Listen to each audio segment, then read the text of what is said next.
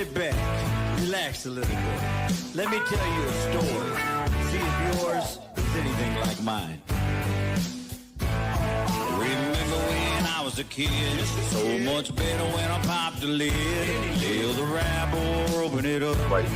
Exactly, listen to Sean. Right, and Cash Out's the easy way to get money transferred when you're out with friends. So, hop into that and then we'll get back to it. He said, baby, jump in the back, boy.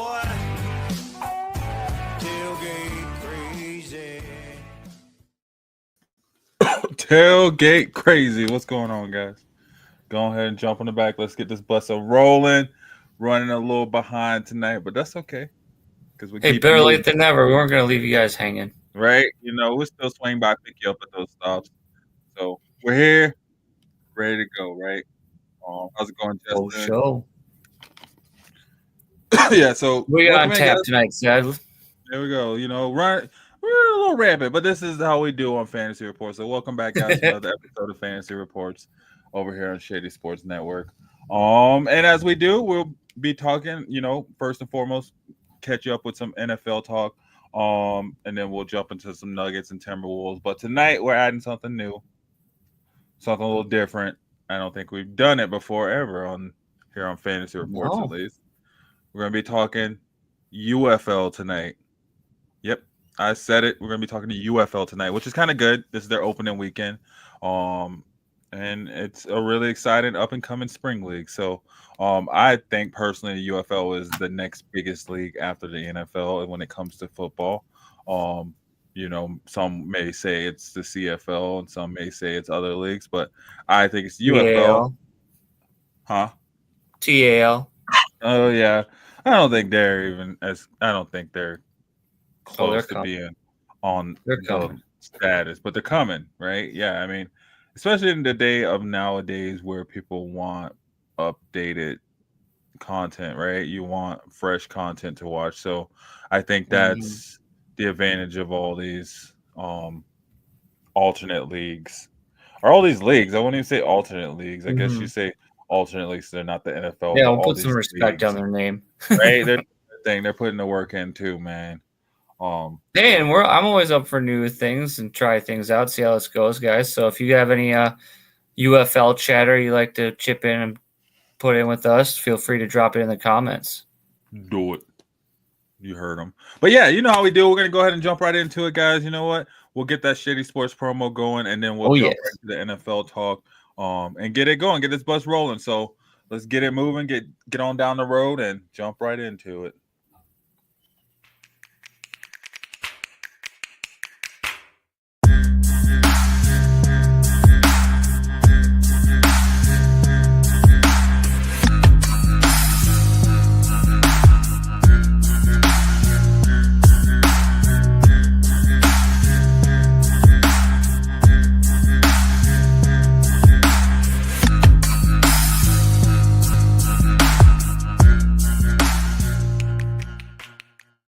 Yes, y'all. You know what's up on Fantasy Reports. We're trying to come in and we try to have NFL news, but you know, this time of year kind of winds down. It's kind of quiet. The waters are calm. You know, we could talk about everyone's bracing themselves for the draft. Well, what do you think with George Kittle? You think he'll request a trade if he doesn't get a contract extension this offseason?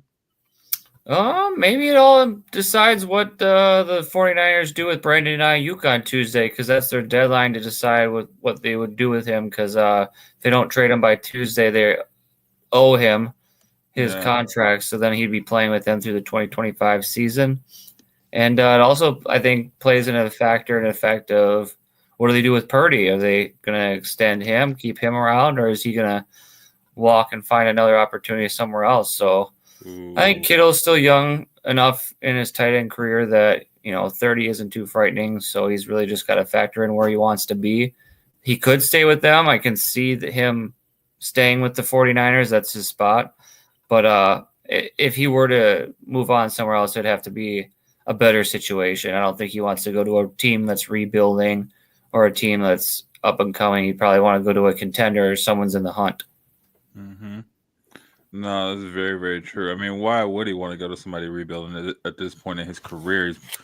I'd say Kittle is closer to retiring than he is, closer to. It could be. We never know. I mean, injuries could catch up to you, number of factors. So I'd like him to stay around for a little bit while longer. He's a really good tight end. Yeah, no, he's a great tight end. I'm not saying he's going to retire. I'm just saying like he's closer to retiring than to the beginning of his career. Oh, dang, I guess I missed this. Tyler Conklin went to the Chargers. Did we talk about that? He went there on, I think, a 1-year deal. And, he'll be doing some competition between Will Disley for Justin Herbert's eyes. I think that's a sneaky good move for the Chargers. But it also doesn't sway me from the idea of them going after a tight end in the draft. No? You think they should? Oh, I think this is a heavy tight end draft. Conklin and Disley are still on the older side of their career, like the back side of their career, like over 25. So I can see the Chargers investing in a younger tight end to work behind them and the depth chart work the way up. Yeah, no, that's what I mean. Just like to kind of grow with Justin Herbert. I saw your post. Yeah, it was the NFL redivisions. What do you think about it? I thought it would generate some conversations from chatter. I think it's personally a great idea, and I would love for it. I'm just ready for some new stuff. Well, I mean, when was the last time they realigned the divisions, right? Because I remember back when our great grandparents were around. Not that long ago. It wasn't that long ago. I remember, probably like less than 20 years ago. Yeah, but I'm all for it, man. I think it's a great idea. I think the teams need to be closer, and like the divisions just need a shake up. Yeah, and especially with teams like the Raiders moving, the Chargers moving, LA and stuff like that. I mean, you're tired of beating up on those teams too, Seth. It was 2002. Oh man, they added the Texans. So that was what, 22 years ago, 23 years ago. That's back in the day. Back in the day. Wow. I don't think it's that long ago. That's when I graduated high school. So we're going to say it was just long ago. It felt just like yesterday. Right? I feel like that was last week or something like that. No. But they also added the Texans. So, I mean, they kind of went and did that. Would you... With this realignment, I mean, there wouldn't be a need to add a team, right? Because there's 4 teams still. I don't think they would need to add a team. But what do you think about the divisions in general, the team shakeup? Like, I don't know if you could post the picture on the site or on the show, but like to give the community a visual. But I think it does really well in realigning things and moving things around. I mean, I don't think it's too wild and crazy either. I mean, there's still familiar faces in some divisions. It's just wild. There is still some. I mean, and I guess it's just not even about being familiar faces, right? Because what's familiar, like even nowadays, because everybody plays everybody at some point. Yeah. And the team, well, not that everybody plays everybody, but the teams that are closer to each other definitely, play each other a lot more. I feel like. They play each other a lot more than teams that are, you know what I mean? Like, and then nowadays, like the college realignments and the way travel is, people don't mind having to travel. So it keeps all the teams closer together like that in a sense of where they would only have to travel when they go and play like interdivisional or interconference game or cross conference games, I guess. I don't know. Let me see. I'm putting it up in here. Like I don't know how it would. Obviously, the AFC and the NFC that would be shooken up in the sense of like, different teams from the AFC are entering the NFC and vice versa, or however they may end up doing it. If they were to, it's a good hypothetical for fun. Well, it looks like it wouldn't even be like NFC, AFC anymore, right? Maybe not. Yeah, I'm not. With the concept of it, I don't know how in depth it goes. Yeah, right. Oh, kind of tiny. Kind of. Try to just throw it up on there. Can't really see it so much. Oh, you can't zoom in a little bit? Oh, well, no. I don't. Not that tech savvy. I guess I can like doctor it up and put it in there, but just try to throw it under really quick. Let me see if I can. So from what I see, we got the Pacific Division, and you got the Seahawks, the Niners, the Rams, the Chargers. From there, we go to the Big Sky Division, and that would be the Cardinals, the Raiders, Broncos, and Chiefs. And then we got the South, which would be the Titans, Cowboys, Texans, and Saints. And then the Great Lakes West would be Vikings, Packers, Bears, and Colts. And then you got Great Lakes East, which would be the Lions, Browns, Steelers, and Bills. And then you got the Atlantic, which is the Dolphins, Buccaneers, Jaguars, and Falcons. And then you got the Mid-Atlantic, which is the Bengals, Ravens, Panthers, and Commanders. And finally, the Northeast is the Patriots, Jets, Giants, and Eagles. Dang. Well, went through all that. I was gonna repost New it. names and everything. Oh yeah. Gosh, I can't. Hold on. Yeah, that would be. I like the Big Sky. Like I think that's cool. I guess that's like the open land. I didn't know there was only 4 teams in this area. Isn't that it makes you kind of look at it too a little bit differently. It's pretty interesting. Yeah, I thought it was a lot more teams in this. I did not know the majority of them were out east, and like kind of makes me look at like alternative leagues a little different too. Like remember we weren't using that word. Oh yeah, other leagues.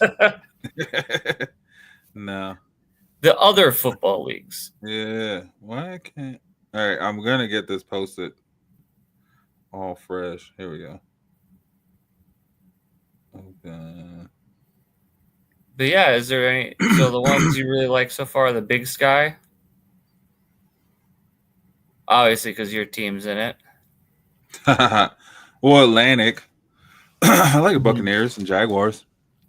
That didn't change much, right? I mean, I guess they added the Jaguars and the Dolphins. Yeah. And then the South is all the Texans teams, both Texans teams, and then they added Tennessee and New Orleans. So that would be a kind of a really weird division. I feel like Texans are winning that division every year. Really? You want to go by as the team stand now? You're going by what are the division winners under this map here? Under this map, so yeah. So let's start off with the Pacific. The Pacific, you got. Oh gosh, that's the only one that's a toss up. That could be any one of those teams any year. I'd say. Who's winning it for 2025? If this is the where Rams. The Rams? I would agree with you. I think I'm going Rams there in the Pacific. Yeah, I'm going Rams for 2025. And then the Big Sky, Broncos. Broncos anyway, man. We're about to win the whatever division we're in now. Yeah. Shoot. I'd go with the Chiefs in the Big Sky. Oh, gosh, this guy. Go with the Chiefs. I'm sorry, man. Why? Because what proof do you have? I need to see the Broncos beat the Chiefs twice a year before I can go off of the Chiefs. We beat them once. Well, one short. Need to see a sweep. You almost got the sweep too. It was just that darn field goal. Whatever. All right. Great Lakes West. Who do you got winning that? The Vikings? I mean, yeah, we're I'm going the Vikings. Right? Yep. Me too. I'd be going with the Vikings too. So far, we're lockstep except for the Big Sky. We're doing good so far. How about the South? Who are you taking in the South? The Texans.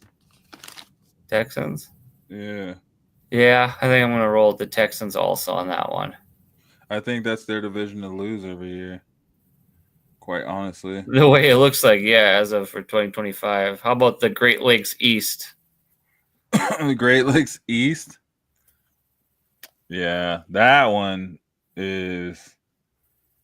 I'd probably say Philly. Looking at it as of right now. Oh no, that's the Northeast. The Great it's the Lakes Northeast. East. Oh, Great Lakes East. Oh, dang. Dang. I mean, I'd have to say, I don't know. I want to say the Lions, but didn't the Bills spank the That Lions? is the correct answer. The Lions. That Didn't is the right. Bills Good job, spank Chad. the Lions? So yeah, that'd be a good. the That'd whole be a defense in the hospital. Let's So see. that'd be a tough division. Right That there, would be if the Browns ever pulled their head out of their ass. right. And then Mid Atlantic. Ooh, this is a spicy one. Who you got between Baltimore and Washington and the Bengals and You're counting out Carolina? the Bengals? Oh, I think the Bengals. You can count out the Bengals. You can count the Bengals out if they're in it. I'm then going you're Ravens, like, though. okay, they're there. I knew they'd be there. But if they're not in it, you're like, duh, it's the Bengals. Yeah.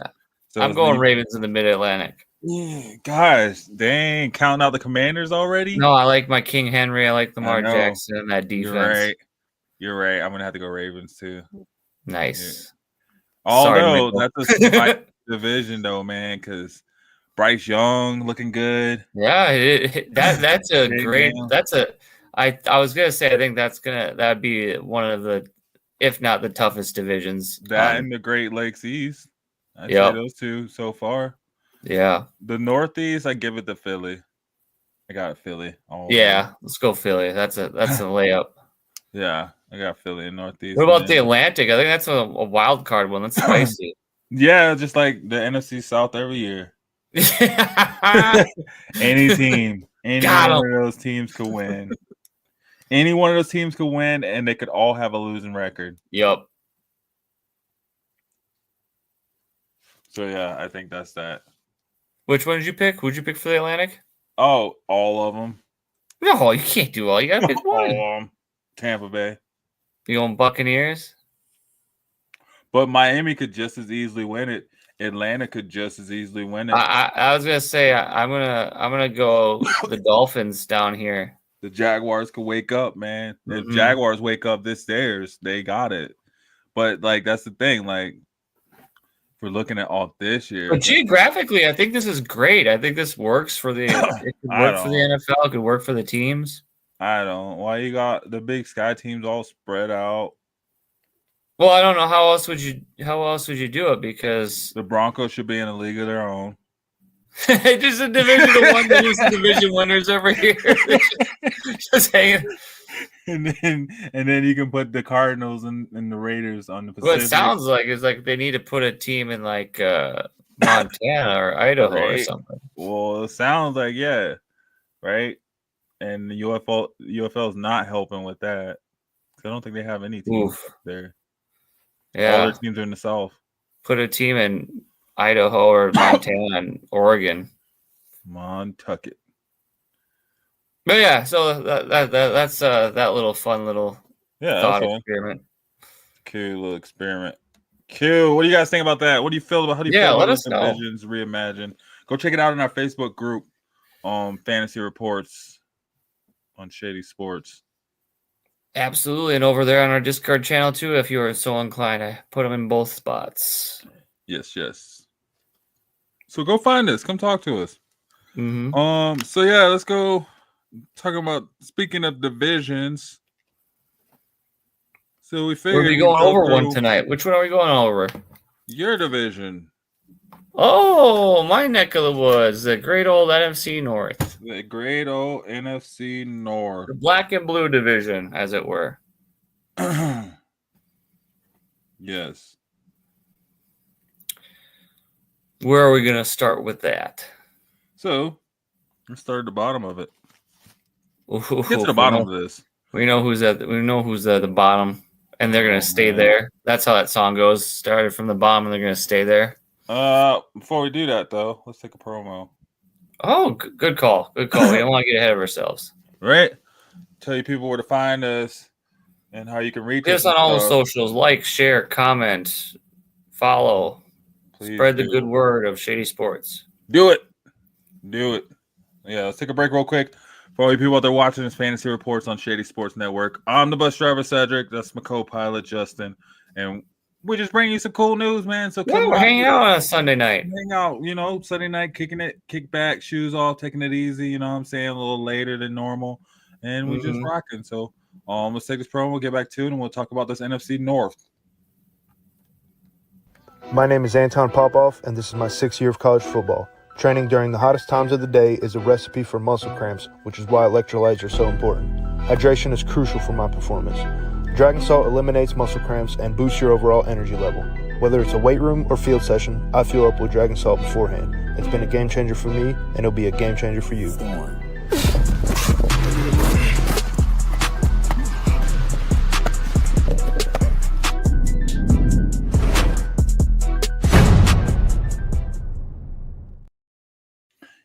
Yes, y'all. You don't stop. All you people watching live, thank you for rocking with us. And all you people on the rewatch, hit that like button, hit that share button, and please tell your friends about us. And if you're new here, thanks for joining us. Welcome. So yeah, we're saying there's not a whole lot going on in the NFL right now. I know. What's the top news? Would you say top 3 news stories right now before we get into the divisions? The NFL draft. The NFL. Aaron Rodgers still homeless. Oh yeah, Aaron Rodgers still homeless, and that's probably it. Well, it's like we said earlier at the start, guys. It's very quiet in the NFL right now. I think everyone's in their camps and their castles and prepping for the draft. Yeah, I don't even think there's been any updated news anywhere. Oh, Justin Fields is quarterback 1. I mean, who is this competition? Why do they have to name that? It's ridiculous. They got to hype him up, said. God bless, dealing with freaking egos and gosh, man, it doesn't matter what freaking field you're in. It doesn't matter where you are, who you are. This guy's getting paid millions of dollars. They still got to put out a whole article to let him know he's quarterback 1, so he doesn't. You know, he reads it if he goes to sleep at night. What the heck, man? All right, so yeah, it's NFC North, the North. Who is going to be at the bottom? Now, I'm not saying right now who's at the bottom of the division. Oh, no, it's the end of 2025. Who's going to be at the bottom of the division at the end of the year? Which team is going to be looking to figure out what they did wrong? And I'm talking out of Detroit, Minnesota, Green Bay, and Chicago. And I'm not talking about like the biggest letdown. I'm just talking about like clearly who's going to be the worst team in this. Who's going to be the team at the bottom of the barrel in this division? Yep. Do you want to do mine first or yours? Mine, I'm going to say Green Bay. Okay. Yeah. I just didn't know who was going to start. I just feel like they're just going to go through. How is there a free agency too, though, Seth? Like, what have they didn't done? do anything in free agency. I didn't see them do anything. Did they do anything in free agency? They couldn't afford DK Metcalf, apparently. They couldn't afford. They didn't want to go there. They Samuel. don't want to go to Wisconsin. What was it? He did not want to me? go there. He just got out of Seattle. He's like, I just got away from this crappy rainy weather. I'm not about to go to freaking. You don't want to hang out in the tundra in Dairyland? No, he wants. Where'd DK go? He went to Pittsburgh. Well, that's even worse. I guess it really wasn't about the place, actually. That's freaking Ice World. Middle of nowhere. Yeah, so I don't think the cold's the issue there. Yeah, I remember him talking about how he wanted to be like in a warmer team. Yeah, then he goes to Pittsburgh. He's like, I don't know, 150 works. I'll be quiet. He's like, I can warm myself up. Yeah, I can have heated floors wherever I step.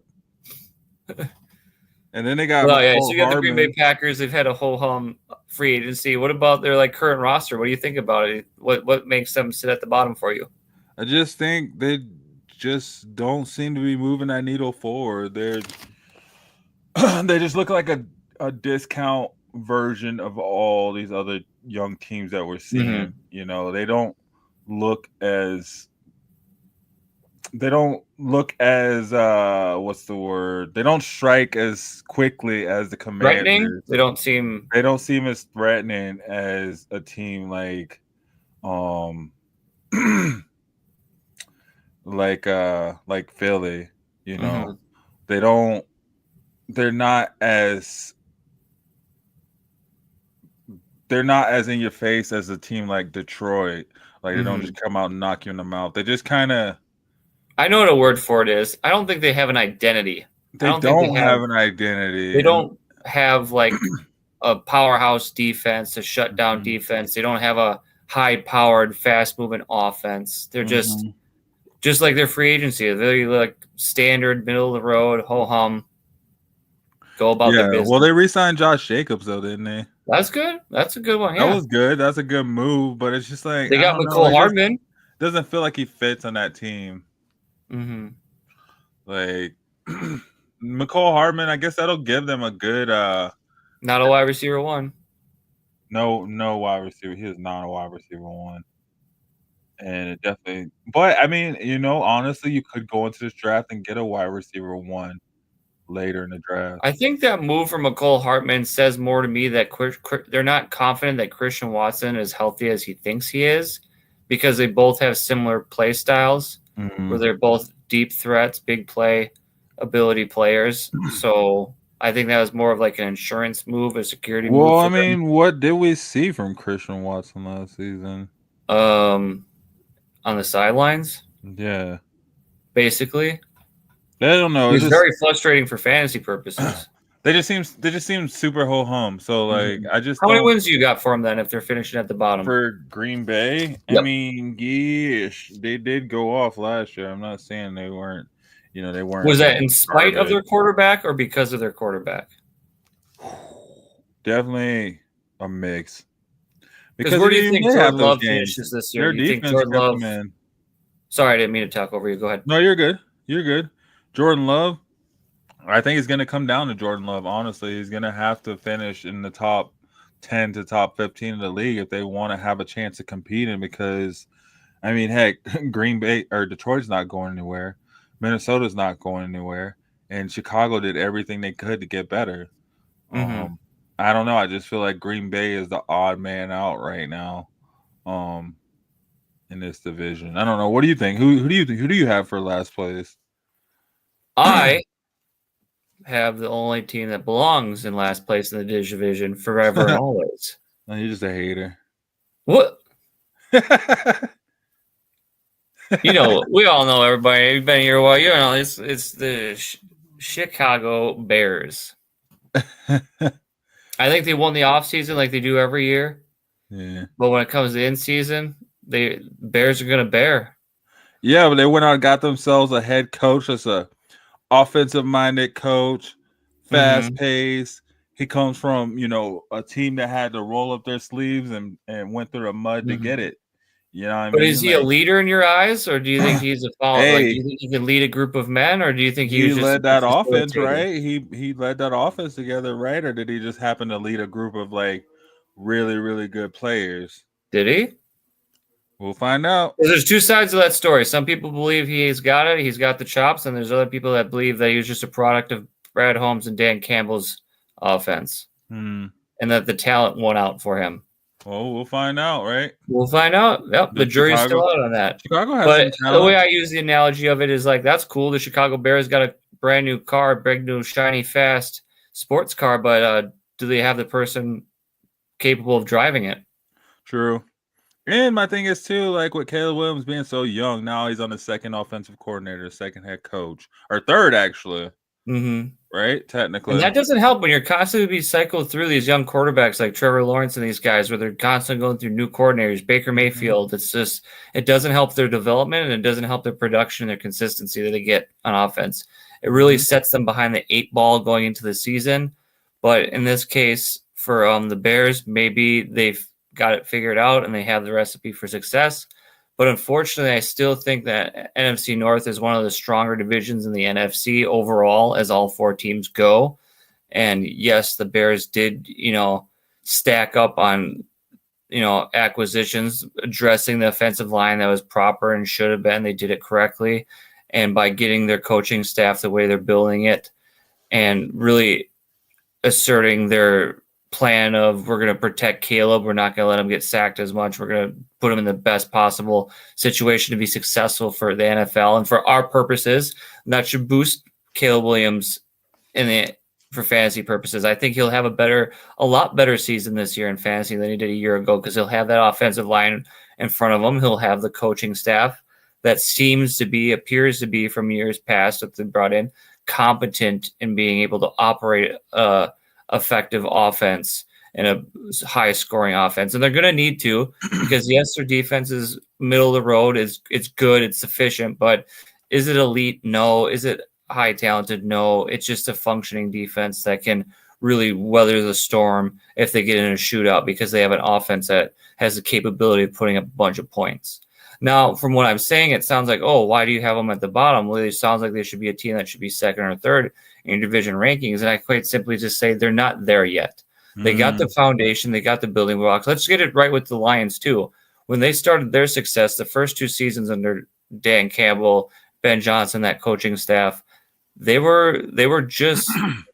didn't do good their first year. I think it was 3-13 and whatever. Then they had a winning record. And it was finally in year 3 when they started to see the fruits of the tree that they planted earlier in the regime. So I think this will take some time. It's not going to be overnight, but the Chicago media market is ruthless, and they're going to put them under the ringer, and they're really going to just expect now. So I'm saying, just for 2025 this year, I just don't think it's happening. It's too strong of a division. I still see them winning 6 wins and being at the bottom. Oh, wow. 6 wins? Mm-hmm. I mean, that's not as outrageous as me having them, at like 9 or 10 wins. They could. I think that's honestly their ceiling. I think their ceiling is 9-10 wins in the wild card spot. I don't know. I just feel like they were undisciplined in a lot of games. They had a lot of close games that they didn't win last year. That could be fixed. Like that right there. And we'll find out too if that was just a personnel issue and a mentality issue, if it is a player talent issue.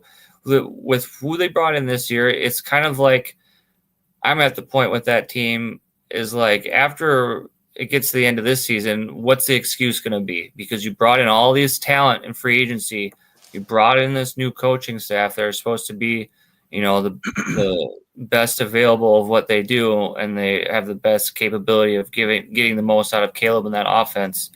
So, I mean, I'm interested to see if it doesn't go well for the Bears, what their excuse is going to be at the end of it.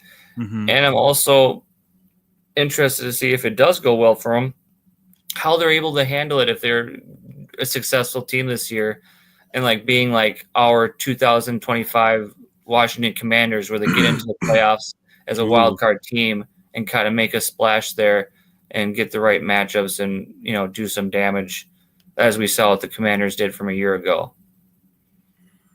Just crazy, man. 2 years in a row we watched the second pick weird? Go out and just completely just light it up, and then we watched the first pick consistently just like. So where did you say you had the Packers with? I had the Bears at 6 wins at the bottom. You had the Packers at the bottom with how many? Yeah, so I got the Packers at the bottom. It's gonna be a powerhouse division, so I still got the Packers winning 8. Okay, 8.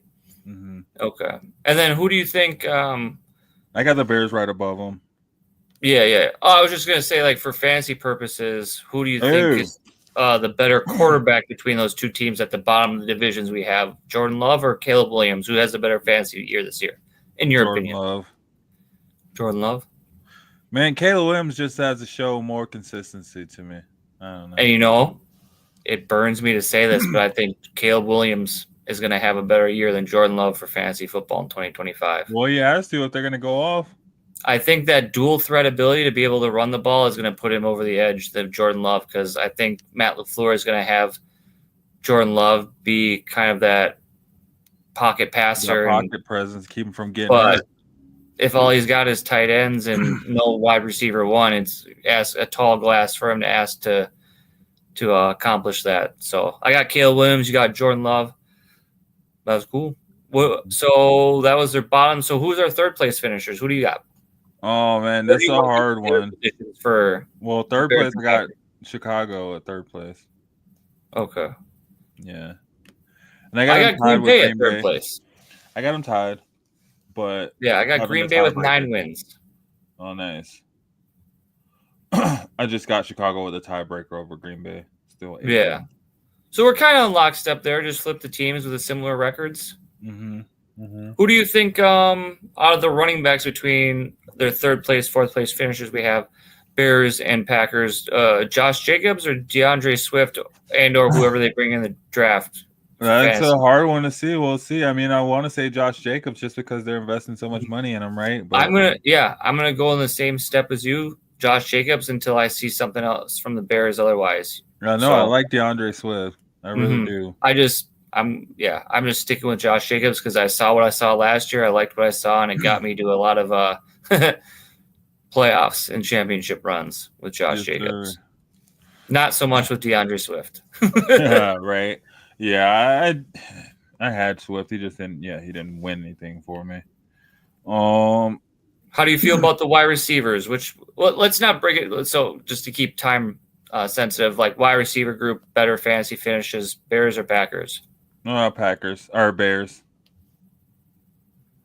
Yeah, I was gonna go in the same boat. Do the Bears have DJ Moore? They don't have DJ Moore. They have DJ Moore, Keenan Allen as of right now, Roma Dunze, and Cole Kmet as their tight end. Yeah. And then the Packers are rolling with, I believe, Romeo Doubs, Octavian Wicks, Jaden Reed, Christian Watson, McCole Hardman, and Tucker Kraft. See, the Bears already have 2 number ones. If you want to, Keenan Allen can still be a number 1 on some teams. And then for both teams, I think the Packers have the better kicker. If you do kickers in your fantasy league, I think Packers will be getting in the red zone a lot, but not being able to, punch it in the end zone as much. We'll see. I feel like Chicago, their kicker definitely is a no draft, right? Is it the same guy? Well, you never know, because is the Chicago Bears going to be that team that's punching in the end zone and putting up touchdowns for them, or are they getting stalled out like a lot of the times they did last year? Well, I just mean how many kicks did they miss last year, too? Oh, yeah. How many games came down to them not making the kick? So, yeah. Who do you think has a better fantasy defense? Like, which one would you be more inclined to draft, the Bears or the Packers, if you were to draft one of these two teams? I don't know. I'm just going to say the Bears just because it's the Bears, right? The Bears, like, historically. But I don't know, honestly. I think I'm going to go with the Packers on this one. I think the Packers will rely a little bit more on their defense this year to keep them in games because of the deficiencies on their offense. Whereas the Bears defense, if all is well, it burns me to say talking about Bears the way I do right here. But if their offense is fluid and effective, that's less time on the field for that defense and less tired players, and there's not many opportunities to put up fantasy points. Mm-hmm.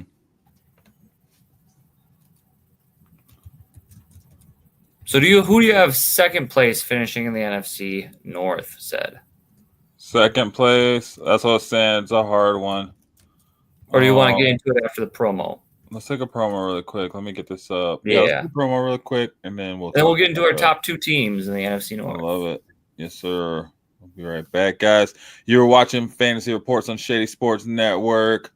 Plush King 12, I see you out there. Thanks for chiming in. We'll get to the UFL in a second. We'll definitely be getting to the UFL. So, guys, stick with us. Hit that like button. Please hit that share button. Tell your friends, jump in here. Let's get some engagement going. Yes, sir. Right back.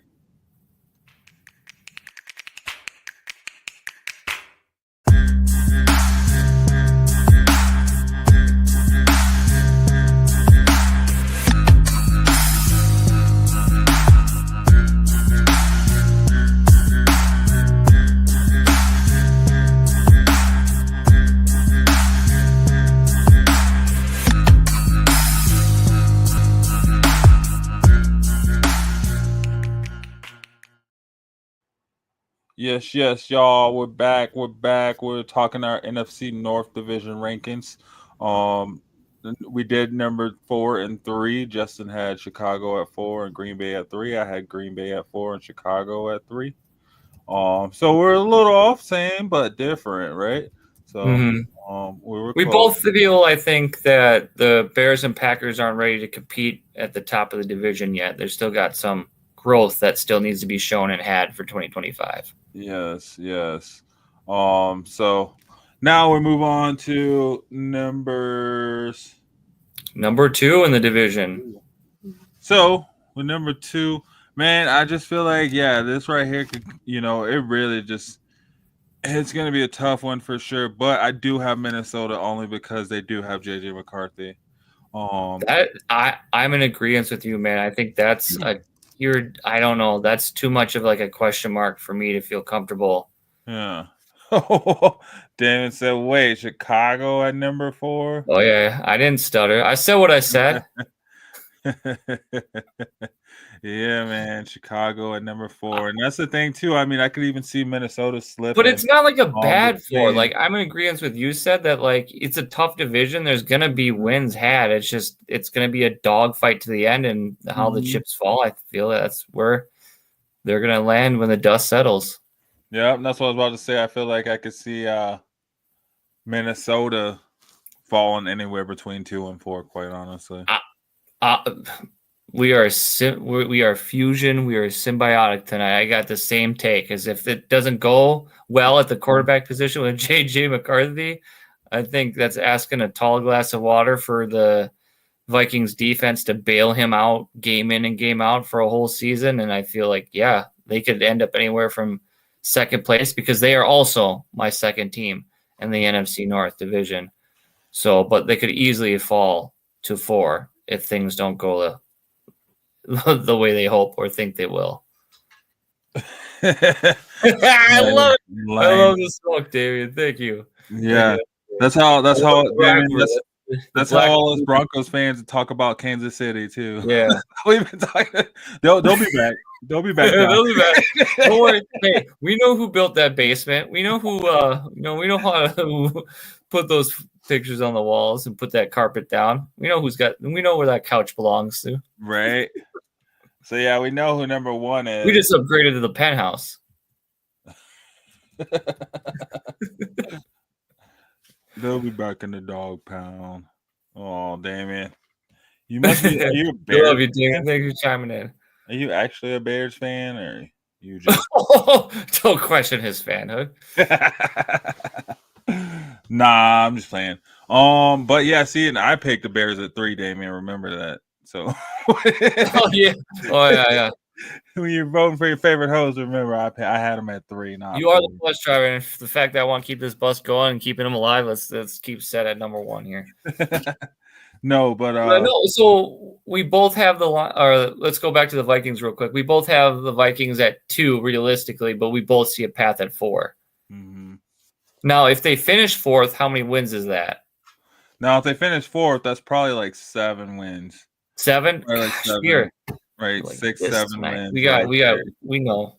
Yeah. So 7. But if they finish 2nd, I see like 12, 13 wins again. They finish 2nd, they're like 11, 12 wins. Mm-hmm. Probably even over that mark. Just because they got the team to do it. They did it with Sam Darnold too. It's just it really comes down to JJ McCarthy. Is he better than Sam Darnold? Is he not as good as Sam Darnold, or is he just the same? If he's just how long before we find that out this season do you feel? Like 4 games in, 7 games in? Probably towards halfway. Something me and Damien can agree on. He's gonna need those first couple games to I think it's gonna take much longer than that. I think the reason why the Vikings brought in Sam Darnold last year is because they saw what they saw and they knew he wasn't ready, and they kept rolling with Sam Darnold, even though Sam Darnold was hot. But, I mean, the fact that they're even talking about potentially Ryan Tannehill or bringing in Aaron Rodgers. You need a veteran presence, like, right? But he's going to come in, he's going to light it up, right? Like, he can't be. Or you could be like the Lions, and you don't need a quarterback, too. You just bring her up during the playoffs. What's a quarterback, too, really said? Come on now. Well, when your rookie quarterback gets hurt in training camp, oh, Hot. that was Woo, hot. woo, That's hot, and I'm a Gators fan, woo. so I'm gonna agree with you there. You're sweating a little bit. I Woo. agree with you there, just because of being a Gator fan. I have to Yeah. say it. I'm going to agree. Right as of right now, I still think AR is better than JJ. Well, yeah, AR's played.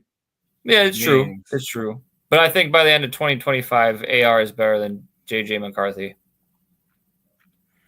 Because I'm in agreement with Damien. I don't. The see Colts the don't Vikings even doing think anything with AR is JJ, better and than I have JJ. no faith in JJ at all. That's how the Colts feel.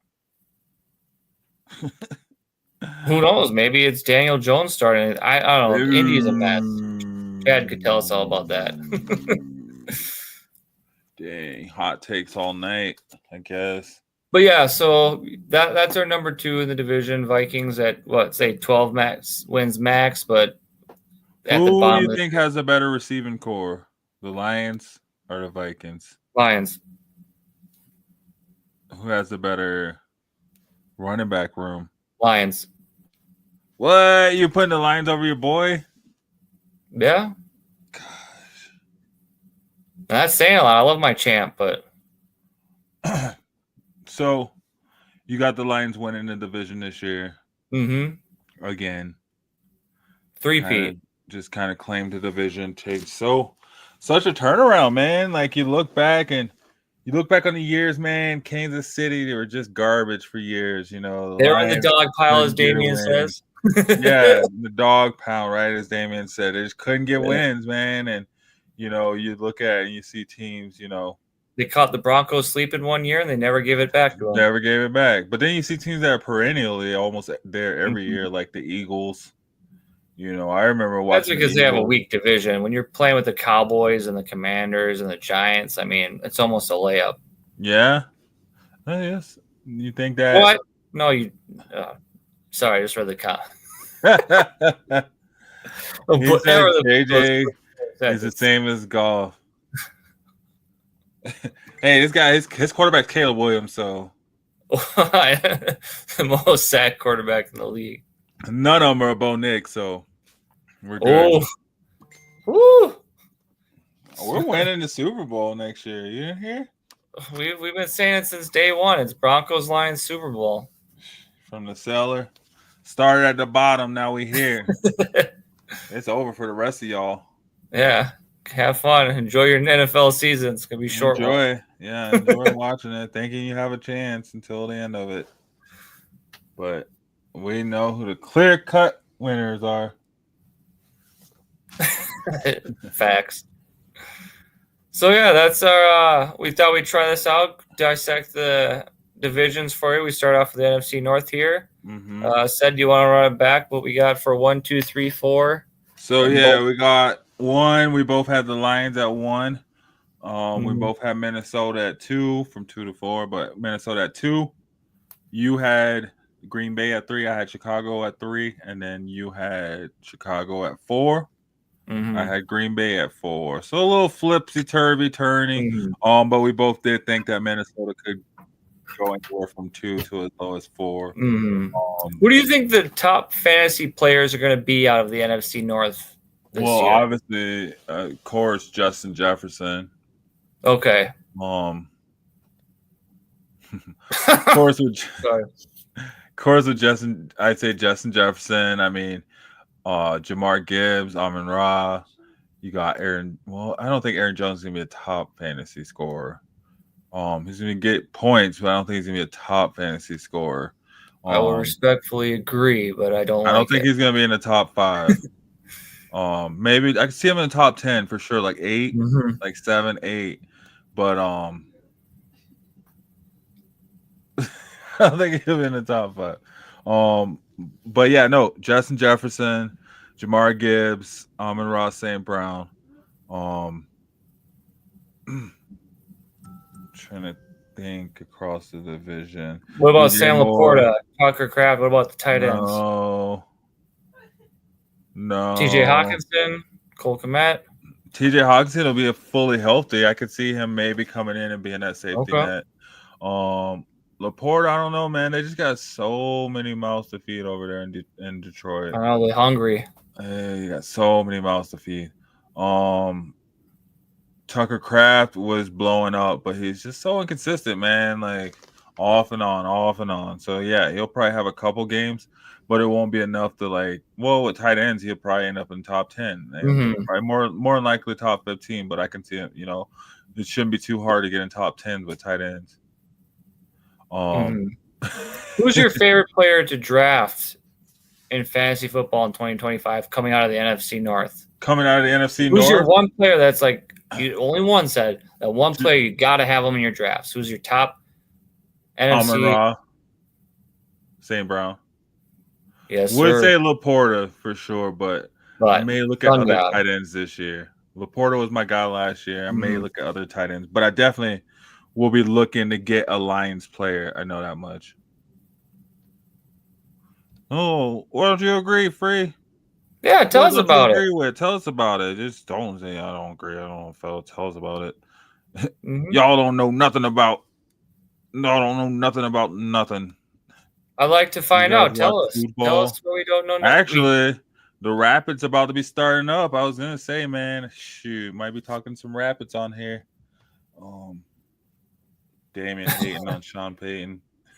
Yeah, man hasn't seen a Super Bowl in how many years? How many coaches coaching now has seen a Super Bowl in how many years? So let's really talk about it. We really want to the probabilities. Yeah, we really want to talk about. Yeah, you're Amon-Ra. That's a good one because you're getting consistently a good floor of points and with a potential of ceiling. I just watched Danny Edling go out tonight, and we haven't got there yet. Crushed, and he has a Super Bowl ring. That don't mean nothing. Anyway. Do you want to get into a UFL now after the break? We might as well, man. We got Plush King in here. Yeah, we'll throw up them scores and whatnot after the promo break. You ever seen the moon? But no, yeah, that was our NFC North breakdown. I mean, who is your must-draft player out of the NFC North? Mine would be Jahmyr Gibbs. That'd be the one that I'd be. I was gonna say him or Amon-Ra, but only because I didn't say him just because I did see Montgomery have more than 2 games where he outscored Gibbs last season. So I know Gibbs had the overall points, and obviously he led the league in total touchdowns. So I mean, I know he is definitely doing his thing, and that would be if he's there, I'm taking him. But I just went with Amon-Ra because I was like, yeah, because he is gonna go. Both good choices. They both, yeah. I don't know. They both could go. I don't think if you're drafting both of them, you're by the end of 2025 going to be like, damn, why did I draft those two? I think Gibbs, in that sense, did do. Both of them were pretty healthy last year too, actually. That was it. So I think that's the plus side, I guess, to having so many mouths to feed on a team is that you're not putting so much wear and tear on 1 or 2 individuals. But yeah, I like that. I'm with that as well too. Who are some of your? Well, I guess who are some of your other top players from the NFC North? I think TJ Hawkinson, that would be a good one. I think a sneaky good one could be Roma Dunze. So you're back in on Green Bay? Well, maybe. See, that's the thing about that division, quite honestly. It could be like, I don't know. I just feel like any team in that, because there was one point, what was it, to like week 5 where all the teams were undefeated in that division. They were top in the league, all the teams, and almost all the categories, passing, rushing. So like it's kind of hard to tell because honestly, the way that division is built up and down, like they're built to compete. I'd say, yeah, maybe Chicago is definitely lacking in the running back room, right? Okay. They're probably like low man on the totem pole. If you look at the running backs, you look at Swift compared to Jones, compared to Jacobs compared to Gibbs and Montgomery, because I don't know. I think Montgomery and Gibbs are both running back ones compared to these other guys too. Together, even though they're a clear duo. But yeah, like, gosh, man, built up and down, that division is built to compete, and I think they can go out and compete with anybody. Who's this baby daddy guy? He's Twitch people, man. But yeah, no, and then wide receiver wise, gosh. It's gonna be a solid division, man. I'm looking forward to seeing the NFC. I think it'll produce a lot of fantasy points. I see for fantasy football, a lot of teams drafting players out of the NFC North to make playoff pushes for them and carry them into their championships. Yeah, that'd be cool. I wonder if I could find that stat, like how many, because I did see some stats last year, like championship teams. I've always would like to know that. That'd be interesting to see, like how many players from a division end up on fantasy team championships. Yeah, no, I would, because I did see that breakdown last year. It was like something with Derrick Henry. It was like Derrick Henry, Lamar Jackson, Jamar Chase, what's his name from the Bengals? T. Higgins? No, their quarterback, Joe Burrow. I think Joe Burrow is the quarterback on most of the championship teams, something like that. But I feel like it would be cool to see like a breakdown to see what divisions the players are getting drafted from. You know what I mean? I do think those two guys are good additions for the Bears, Jarrett and Montez on the defensive line. That definitely helps solidify that interior line. Yeah, it'll be interesting to see. That's what I'm saying. Like, I guess you could say the Bears are probably the least experienced or whatnot in that division, but they got to. They have the potential to be an explosive offense, both in the NFL and fantasy. It'll just depend on how their offense operates under the new regime.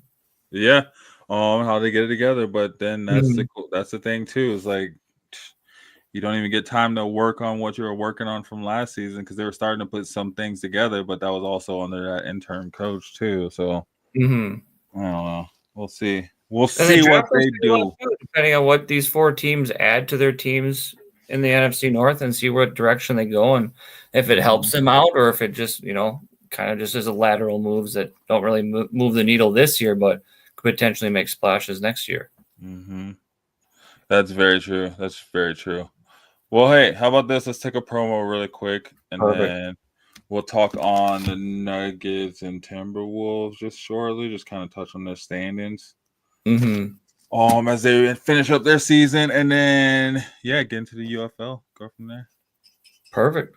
Cool. All you guys, new guys tuning in, don't forget to hit that like button, hit that share button wherever you're watching us at. We'd love to hear about it. See you guys over there chiming in from Twitch, Freebeam, Baby Daddy. Damien on YouTube, thanks for shouting out. You guys keep rocking with us. Don't forget to hit that like button. Yes, thank you guys. Hit that like button, hit that share button, let people know. And you know what? We'll be right back on the other side of this promo.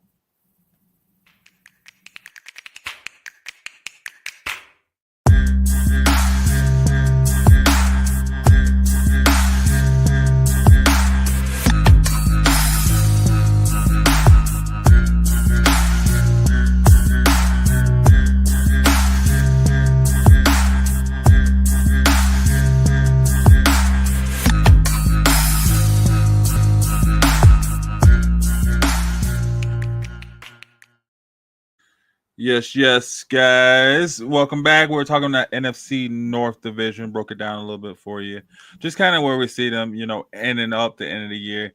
Way too early rankings as we've been doing these past few weeks. So, things definitely change over these next couple weeks, especially after the draft next month. So, moving on, though, maybe we'll jump over, and as we've been doing throughout the basketball season, just kind of updating you on the Denver Nuggets and the Wolves.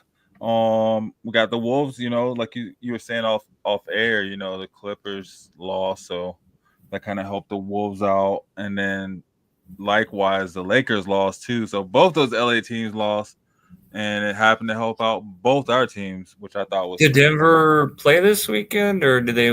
I didn't know where Well, they played. Let's see.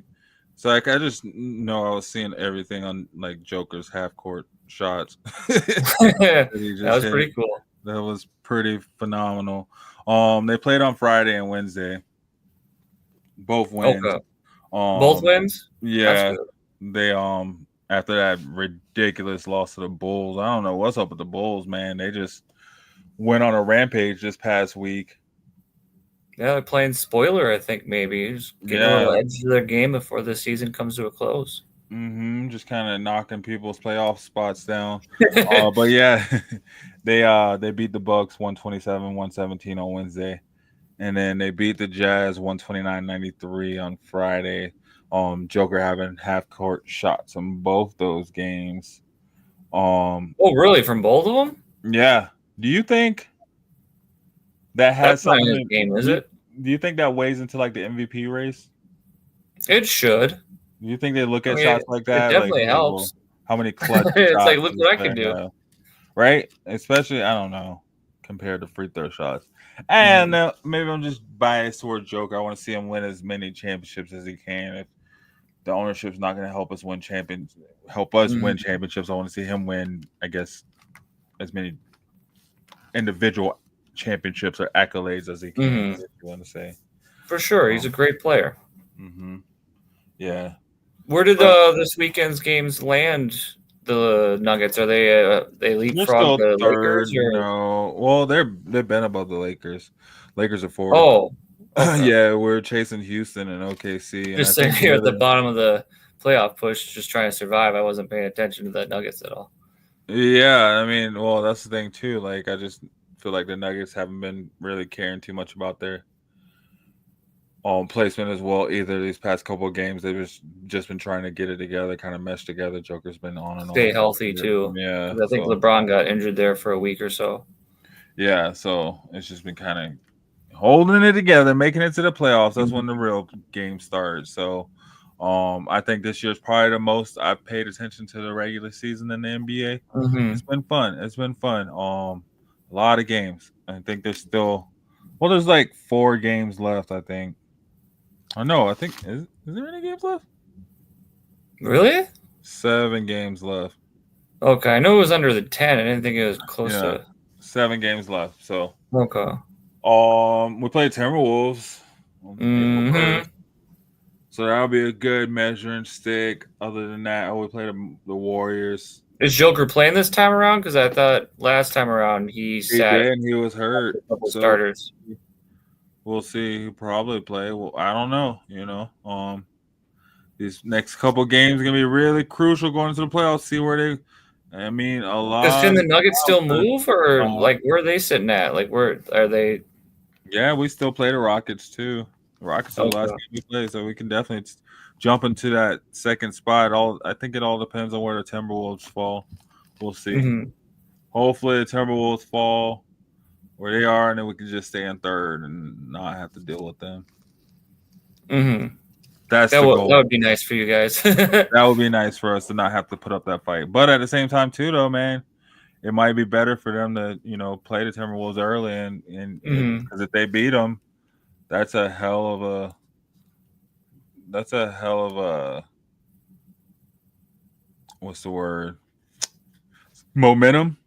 Yeah. That's a lot of momentum going into the second round, as opposed to if we beat I don't know who the other Golden State or Clippers or like one of those other teams. Like we don't have as much. We haven't had as many issues with those other teams. So it's kind of like a walk in the park. Like beating Minnesota, I don't think we beat Minnesota since what was it, like game 5? Game 5 or game 6? Last season's playoffs? No, you've had to beat them this year at least once. I don't think so. Wow. I don't think so. I didn't realize that because the Wolves have not been playing nearly as well as the Nuggets have. Yeah, but I think you guys have beaten us every time we played. How many times have the Nuggets had the full like regular starting lineup playing when they beat them? Yeah, and it's regular season. I mean, Mhm. regular season, you don't really. I don't know, but yeah. Let's see. You beat us 115-95 on March 12th, and then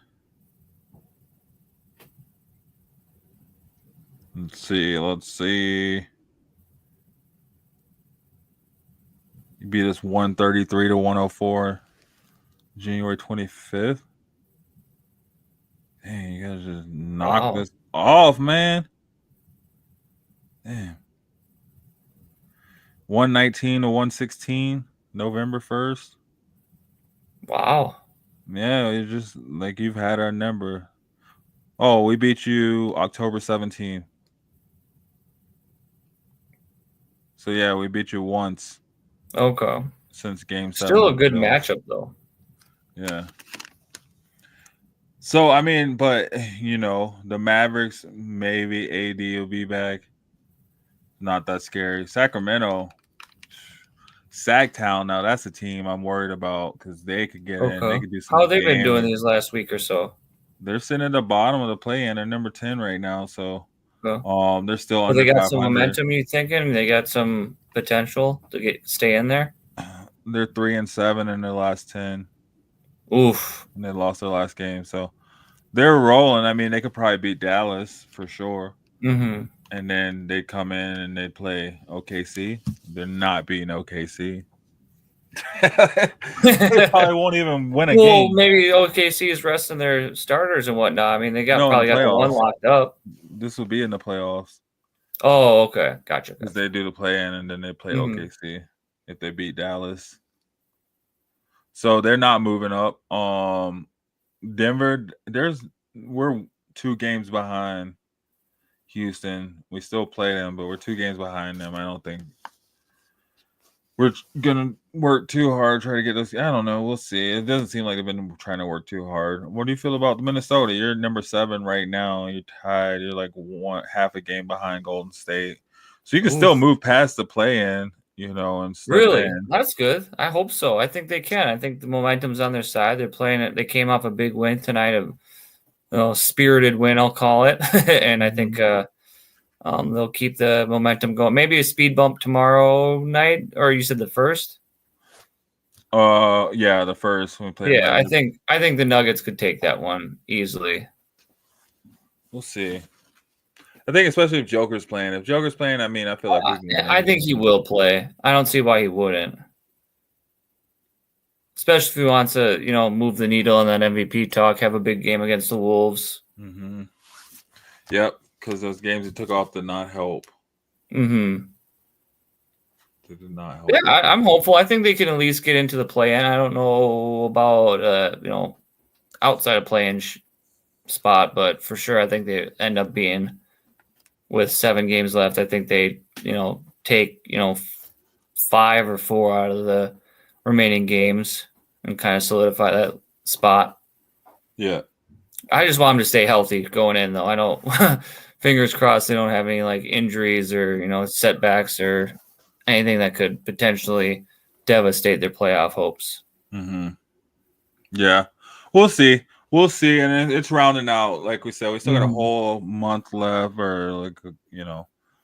but I think it'll round up really quick and we'll start to see as we move into April what's really, really going on. I like playoffs anyway for the NBA, man. I think playoff basketball is when it really starts anyway. So with the play-in, I feel like it starts playoff basketball a little bit early. It starts around this time of the year. These games start mattering a little bit more as far as seeding. But really, the way the records are, it doesn't seem like it'll matter too much until we actually get into the playoffs. But let's keep it moving. Let's go ahead and do another promo really quick, and then let's talk this UFL, man. I'm curious to get into this, see how it goes. Yeah, it'll be fun. There's some fun games on, so I think it'll be good. Let me see. Here we go. How are you? Bring them things. I call the plug. Bring them things. That's money. That's cash out.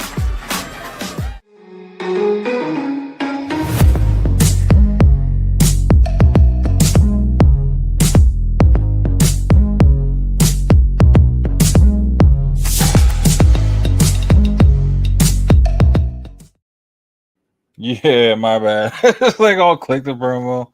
It's all good, man. Hey guys, thanks for rocking with us. Fantasy Reports on Shady Sports Network. Follow us everywhere you social media. Shady Sports Network. We are there. And we got more news too than just us rambling on about the NFL and NBA and UFL. We talk other leagues as well. There's the TAL, the NAL. Heck, I just saw some Italian football league this morning.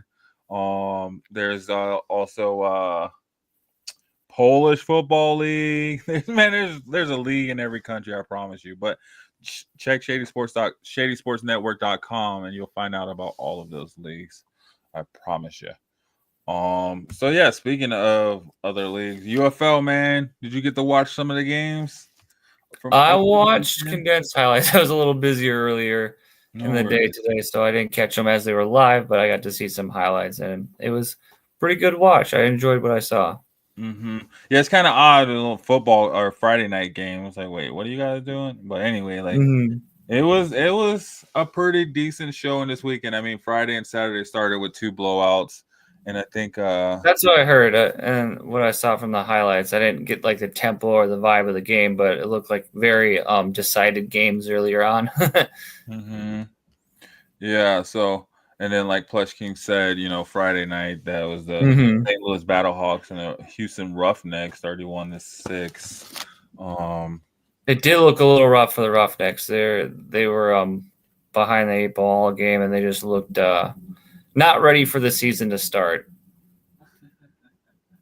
Yeah, it was crazy. I don't know if they really thought it through when doing their scheduling, but it was like, dang, like maybe you shouldn't have had the Roughnecks on this weekend. Maybe the Bombers on. They should have been on today, maybe.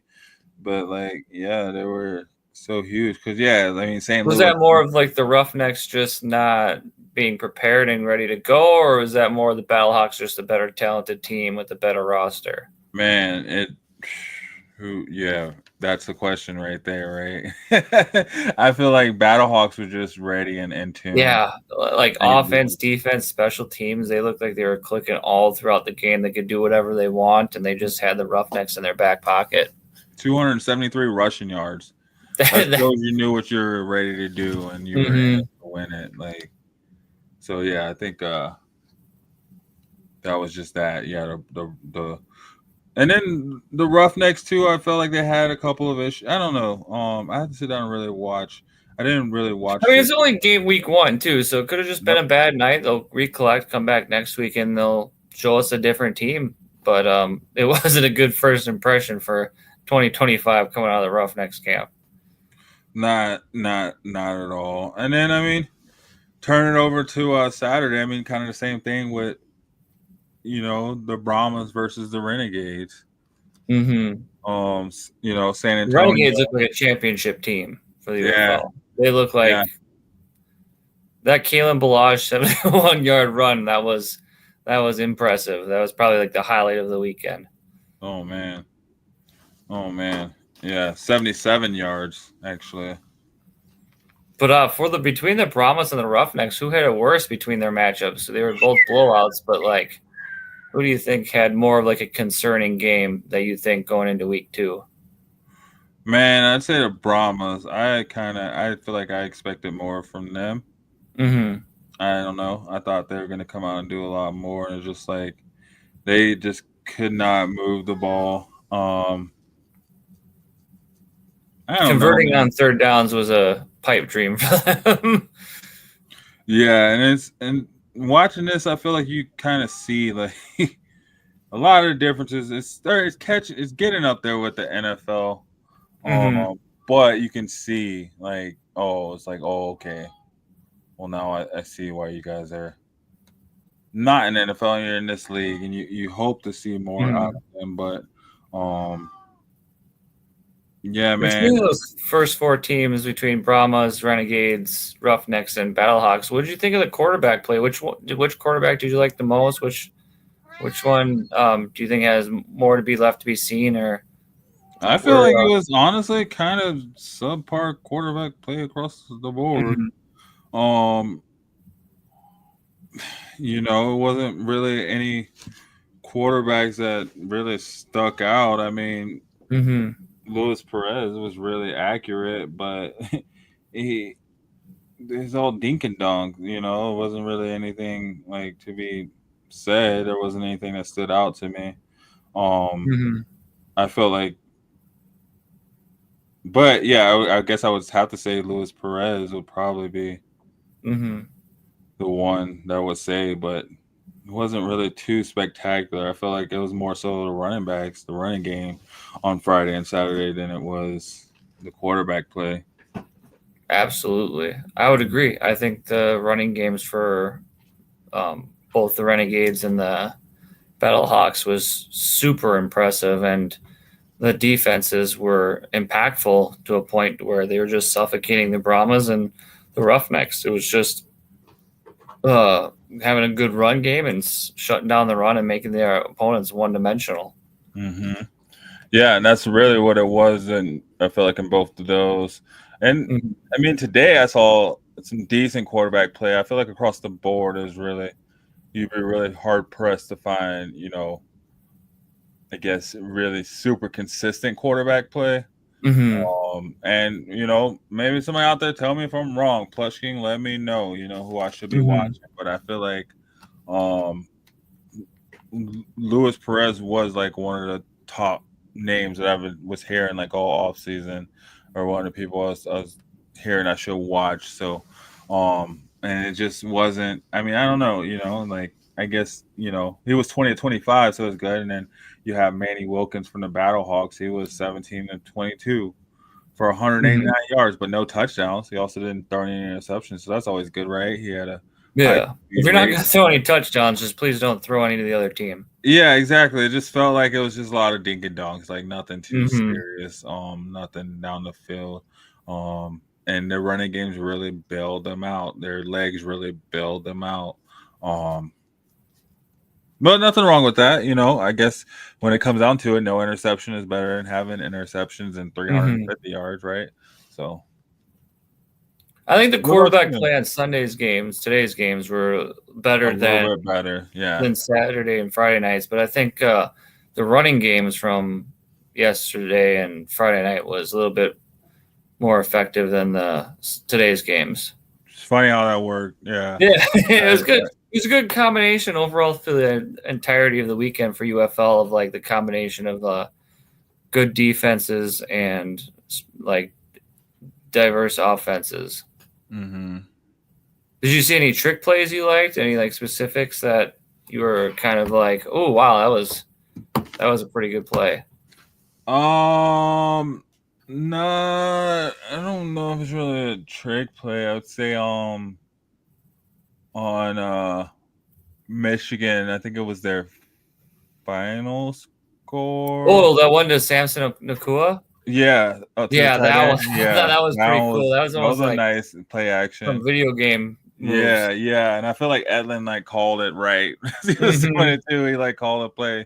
So it's cool to see how in tune. I like how they were talking to like the quarterbacks and the cornerbacks and the defensive and offensive coordinators and getting the plays and having them explain it. I thought that was really cool to see that done, and how it's like, I feel like when you watch the NFL, they always make it seem like it has to be like super, super held together. And it's like, we all know it's just different names, same play. So to see them like be that transparent about what they're calling, why they're calling it, and to actually show that like, we know what we're doing. Like, it doesn't matter if like, can you stop it or can you beat it? Like, that's all it comes down to. Yeah.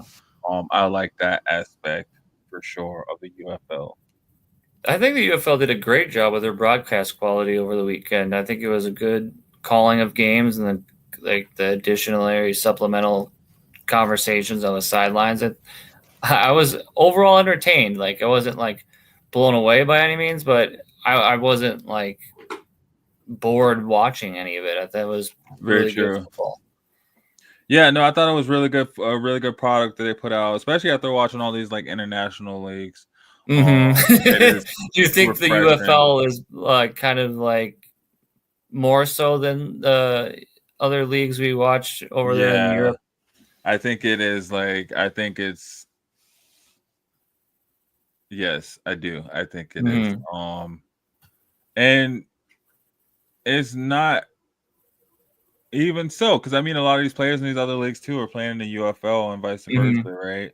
Like, especially with it being spring ball, they all kind of like mix and match across the board. But I think the UFL is probably the more polished product of the other leagues, just because of the backing it has behind it. Like, that's all it comes down to, is you have that financial backing when it comes to these leagues, and that's going to take you far. And they have that, especially with The Rock coming into play. Like, he's probably the best, even though it doesn't seem like he's their spokesperson right now, he's probably the best person they could have on charter their league, right? He is super business savvy, and he's a face that people know and gravitate towards. So I think that really, really helped them inject people into paying attention on this league.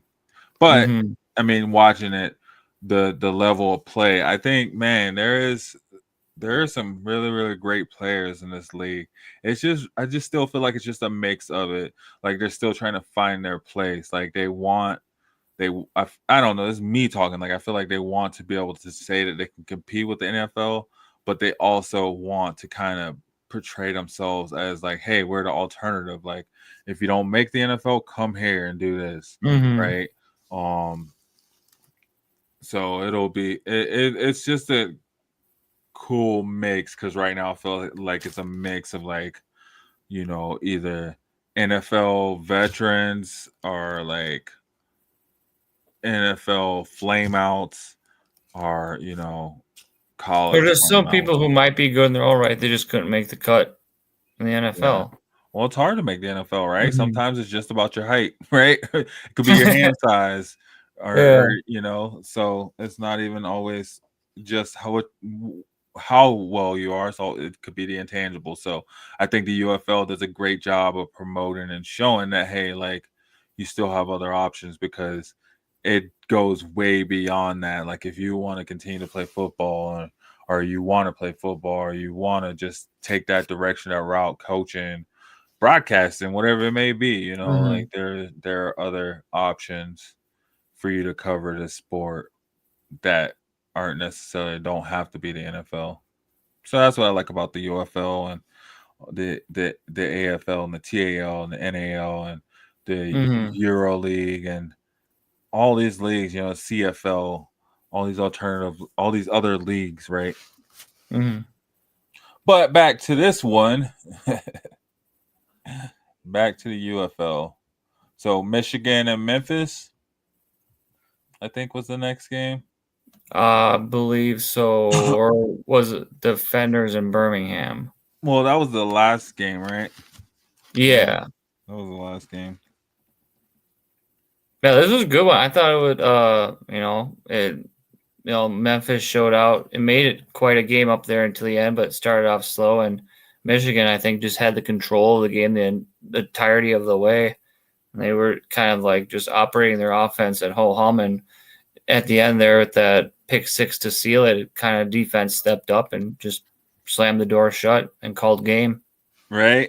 I feel like there was one sequence in, I think it was the third quarter, where it was like back-to-back interceptions. No, it was like back-to-back. That was brutal. That was pretty wild. Man, Memphis just, their quarterback play was just, I don't know. They just waited too long to show up. I feel like they're just a little too late, and then they just didn't execute. They didn't execute on the final play. They had a chance. They were there. It just didn't go their way. Wasn't their week. Yeah, their defense is doing good. They just, like you said, it just wasn't their week. I think it was probably the most even game across all the games this weekend, as far as like competitiveness and closeness and quality of play. Yeah, and then it opened up towards the end. Well, and I feel like it was kind of spaced between it the whole time. But their defense, Memphis defense, did a good job of holding them in the game where you thought they had a chance until the end. It wasn't like a complete blowout, but yeah, their quarterbacks, man, the decision making was not there where it needed to be. And then, like you were saying, like the running game wasn't there at all. So with them, having subpar quarterback play and just not having a running game, they just couldn't even get close to the end zone to do what they needed to do, even when they were getting turnovers. So that sucked for them. But Michigan, man, they came out and they knew they had a plan and they stuck with it, man. And their quarterbacks were playing not, spectacular, but doing just enough. I mean, Bryce Perkins had that one touchdown to Nakua. I think that was like, EJ Perry had a passing. That was a nice passing touchdown, actually, that EJ Perry threw. That one was pretty nice. But other than that, I think, yeah, man, just that's the thing in this league. I think that I'll be looking to see if it improves is just that quarterback play. I think that's the biggest thing. That's kind of that's what we want to see for making an exciting league and a competitive league is just how well the quarterbacks can produce. And that's the hard thing, because if they're able to produce really well, they're in the NFL. Even if they're, a second or like in Edling's case, a third string quarterback, they're still being tied up by a team in the NFL. So I think we're still probably another season or two away from seeing teams choosing to go with one of these other leagues over being a third string or being, I think we're starting to see players not be practice squad players, but right now it's kind of where we're seeing the players become those practice squad players to say, hey, we are going into the NFL from these leagues. So these leagues can be able to promote that and bring in a better. So I think it's getting there. It'll just be a season or two to where we see, NFL caliber players across the board. Do you think it was a better start to the season this year than it was from a year ago? Or where do you think the quality of the UFL is at currently? I think so. I know they had that labor dispute, so that probably messed some things up. But I think they still came together and they got it going. So I think that was a really solid start. I think we got all the teams out, all the games out. They rolled it out between Fox and ESPN. They didn't have any network disputes. I just think that part was a lot better. Last season, it felt like maybe it was a little bit more heart into it,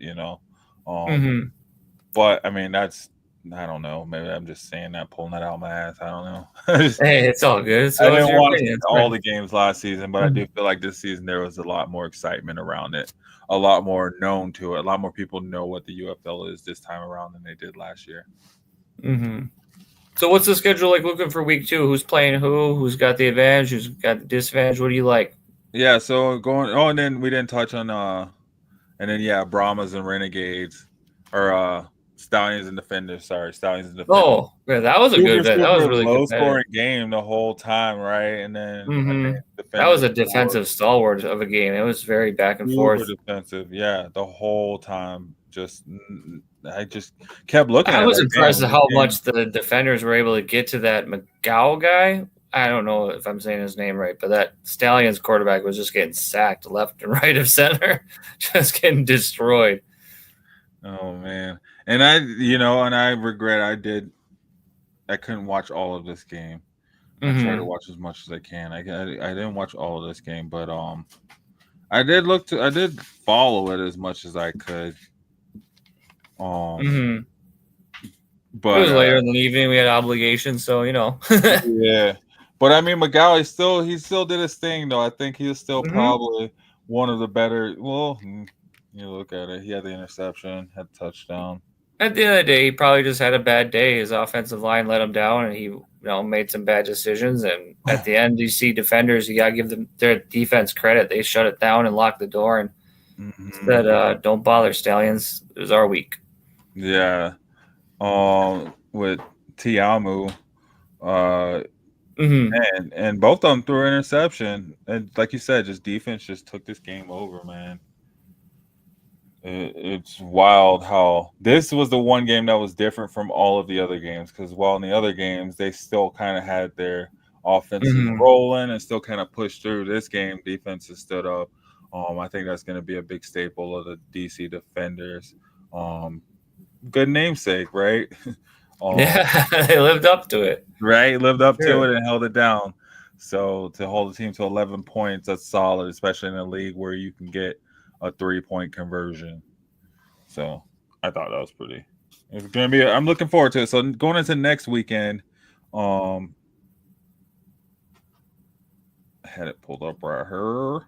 Next weekend on Friday, we got the Stallions and the Panthers on Fox. So that should be interesting. I think the Stallions might turn around and get their win. Really? I Yeah. think it'll be a good tight game. I think it'll be a lot like this game, the Defenders. I think the Stallions have another close game. We'll see. Okay. Saturday we got Showboats and the Defenders. Okay. Well, if the Showboats start off as slow as they did this week, I think Defenders defense will have that one in check. Well, I mean, Defenders went. Well, yeah, I guess Tiamu will have a go at it for sure. Mhm. But the Showboats defense is really good, man. We'll see. Yeah. Could you And see then- that one being more low scoring like this week's game for the Defenders and the Showboats, or do you think it's going to be I don't know, man. have a little bit more of a? Yeah, I could see this one being another low scoring game for sure. Mhm. Just because it feels like it's defenses. going to be another defense heavy game. Mhm. And then Sunday we got the Roughnecks and the Renegades as the early game. Oof. That's What we gonna be a saw the fun Renegades did with the Brahmas. Do you think they repeat and do the same thing to the Roughnecks? I You know how the mean, they Roughnecks did just did get out week blown one? out too. It's like, gosh, man, they just switched them around. I mean, because then the Brahmas played the Battlehawks, so it's like, dang, are y'all just gonna get blown out again 2 weeks in a row? We'll see. Like, I could see it. Their defenses need to turn around fast. yeah, especially if those defenses don't want to turn around, they could. Mm-hmm. They Because could Renegades and Battlehawks, they showed us this week that they can put teams away. especially when they need to. So they're not playing around. So hopefully, Houston They're comes show up out with ready business and- on Sunday. Yeah, and Brahmas, man, I know I was following them. They had this dope intro rap song, so hopefully they can Mm-hmm. turn that energy into a win. They had some good hype coming into the season, so maybe That's maybe how they it were was last just a year bad too. week. Yeah, it was just a No, bad they just week, have and hype. they come back and punch back and maybe put a little No, more. St. Louis is just hungry for a football team, so they just get a lot of hype. Mm-hmm. Yeah, I don't know. That's my opinion. That's just me. Yeah. I don't know, but it'll be interesting to see. I can't wait to talk about it again next week, next Sunday. I don't know, man. Is there anything else? What else you got? I think we covered it all. I think we did I think good we this did. week. We got a lot of the bases, went through some new things, and hope you guys like the addition to some interesting NFL talk and some UFL talk, and we'll look to get into it more with you guys next Sunday on this. Right. Yeah, definitely. And all you guys, thank you for tuning in. Mhm. Continue to show the love. Don't forget to hit that like button, guys. Please hit that share button. Keep it rolling. Keep it growing. Next week we'll be back at the normal time, 7. Just got a little thrown off this weekend, but we'll be back at 7 p.m. Mountain Standard Time, 9 p.m. Eastern Time, as we normally are. No, we're a little later tonight, so thank you guys for rocking with us. It was a good one. I didn't think we'd even make it this long tonight. Hey, we did all right. Hey, that's how we roll. But yeah, I mean, come back and rock with us again on Tuesday. Tuesday we'll be bringing some more news, NFL, NBA, and maybe we'll be doing like a more appropriate like UFL pick'em, putting something Oh, together. cool. You guys Okay. can join in on that too. Get that rolling. Other than We that, can put the games on the socials and let the community pick theirs, and we'll go over it on Tuesday for a little bit. I like that. Yeah. Yeah. Other than that, Let us got know if anything you else? like that. Let us know if you like some UFL chatter tonight. If you want to hear some more of it, talk about it some more. Regardless, we'll still go over it on Tuesday, but just let us know your thoughts, your comments, and whatnot, and keep engaging with us on all of our socials and Discord, on Facebook, and look for us on Tuesday. There we go. I love it. Love it. Follow us on social media, guys. You can follow me at 303 Bandwagon. Follow Justin at Tessier. How do you say it? Shara. Tessera. I can't say names right. All good. It's all good. Tessera. Shady Sports Network or Shady Sports Net on X. And just stick with us, rock with us. Set your reminder. We'll be back on Tuesday. Nothing else. Thank you guys for joining.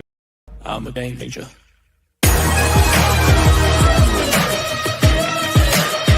I'm a game changer. I'm a game changer. I'm a game changer. I'm a game changer.